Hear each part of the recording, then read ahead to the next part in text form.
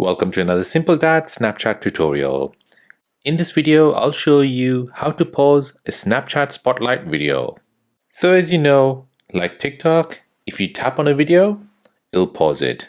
However, on Snapchat Spotlight, when you tap on a video, it'll move on to the next video. So how do you pause a video on Snapchat? So to pause a video on Snapchat, you want to go ahead and take your finger and hold and press on the screen. This will pause the video. If you let go of it, you'll get this menu. Just go ahead and tap on the video to return back to watching it. Again, just a recap, if you tap on the video and hold it, it'll pause the video.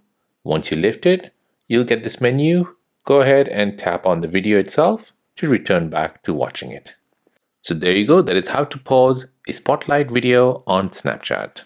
Now, if you're new on the channel and you want to find out more about your iPhone, your Android phone, or any other social media apps, then don't forget to subscribe to this channel. Hit the like button if you find this video useful. Thank you for watching and see you in the next one.